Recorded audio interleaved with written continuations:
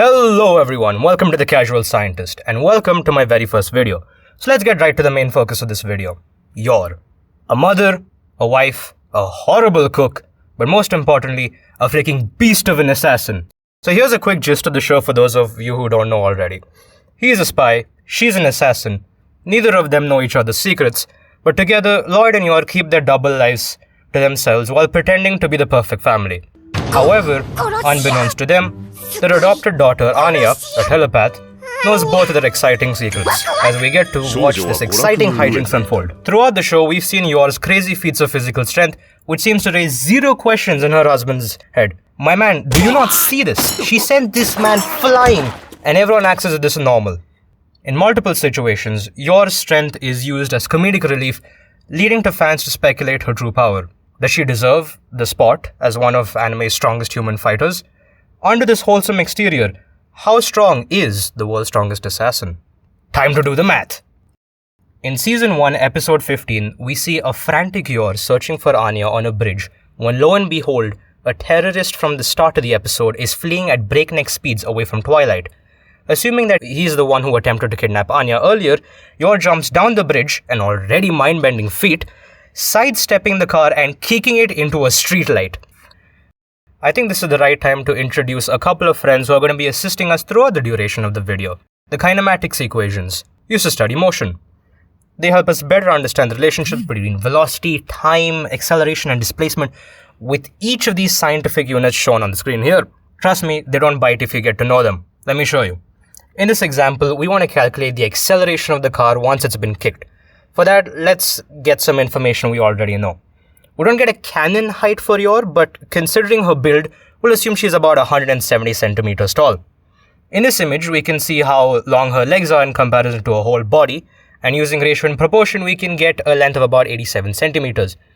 You don't have to use all the decimal places here, but I like to use them for accuracy. We can use that to determine how far this car gets displayed via pixel-by-pixel measurements. In this shot, the distance between the car and YOR's foot is 235 pixels, and a whole leg is estimated to be around 256 pixels, which means that the car got displaced around 79.87 centimeters. The car moves this much in a single frame, and assuming a frame rate of about 12 FPS, the car accelerates in 0.083 seconds. Now, which one of these equations can we put our information into in order to get the acceleration? This one! All we have to do is rearrange the formula to make the acceleration the subject, with an initial velocity of 0. This is because the kick makes the car move sideways, and since the car wasn't moving sideways to begin with, that initial velocity is 0. With all of this, we get a final acceleration of over 230 meters per second squared. If the car kept accelerating at this speed for 47 seconds, it could exit Earth's orbit. Now, what about force? Force is defined as the mass of an object times its acceleration. While we don't know the exact model of the car, a buddy of mine said it's akin to a Lauda Reverb 2104-5. I'm sorry, I'm not that good with cars. Due to its build and year of production, with a mass of 1050 kilograms, giving us a force of about 241 kilonewtons, enough to shatter 60 human femurs. My friends helped me estimate the area of her foot. We assume that her foot is roughly the shape of an ellipse, and here are the measurements for the average human foot in formula. And bam, we get an area with a really small value in meters squared. Putting the force and the area into the formula for pressure leads to a final pressure of 12.3 megapascals. That's the equivalent of balancing 21.5 Honda Civics on your head. For all of you Americans who are watching this. By the way, did you know that Honda also funds sports events? It was something I found out while doing research for this video. Turns out they also sponsor a lot of golf and tennis tournaments, just like the one we see in episode 23 of season 1 of the anime, where a not-so-friendly match of tennis is taking place between YOR and Nightfall, where we see YOR serve Fiona with a sound barrier-shattering ball to the face. For a beginner, that's a really good shot. To gauge the speed of this shot, we're going to use the formula for kinetic energy. The average mass of a tennis ball from the 60s to 70s is roughly 57.7 grams. That is our mass m. In the clip, Fiona says that the ball is moving beyond the speed of sound, so let's assume it's 344 meters per second. That's our v. If we put all this information into the formula, we get 3,414 joules of energy. That seems really low. Well, at least how about we calculate the force behind it? we get about 287 newtons. That's also low. The main reason for this is because we can't simulate this event. Air resistance becomes weird at those speeds, and real life factors would make this force a lot higher. However, the ball would require this much energy in space where there is no air resistance. In reality, her racket wouldn't be able to handle it, and considering that either the atmosphere is combusting around the ball or the ball is literally shifting blue, that means it's a lot faster. By some rough Doppler effect calculations I was able to do, we can find out that the ball is going a bit over 20% the speed of light, which results in a tiny energy output, 1 times 10 to the power 14 joules. That's the energy output of over 25,000 tons of TNT. Now this could easily be the animators goofing off, so I'm not sure if I should consider it or not. It's up to you guys, but I'm certain that this is the strongest show of strength we've seen so far. While the ball feat may be impressive, may not be impressive, that depends on which force you want to take, never forget that sometimes the most unexpected things lie in plain sight, which is why I decided to check a basic metric: jumping. In Season 2, Episode 11, we see YOR jump straight into the air to catch Becky. According to Microsoft Copilot and its sources, as well as these sources, the height of a streetlight in East Germany was around 4 meters. I'm using this Quora article as a reference for my calculations. Using proportions, we can estimate the length of her femur and shin, and using the angles formed here, the femur is 1.5 heads tall, 34 centimeters, and the shin is roughly 2 heads tall, 45.3 centimeters, according to this chart over here. Here's where we bring in trigonometry. This forms a right angle triangle. Remember SOHCAHTOA? This is where it comes in handy. Sine theta is equal to the opposite over the hypotenuse. However, we're trying to find the angle of this triangle here. So slap a protractor on the screen and bam, we get 37 degrees. Plugging everything in, we get a reload length of 20.46 centimeters.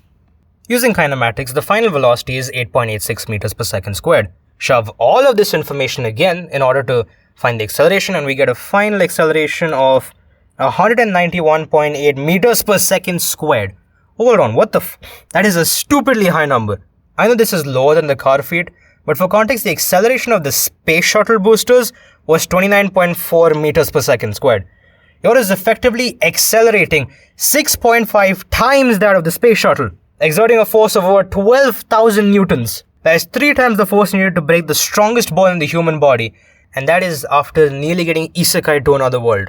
Here's a quick round. During the cruise adventure arc, we get an amazing fight sequence involving multiple hitmen.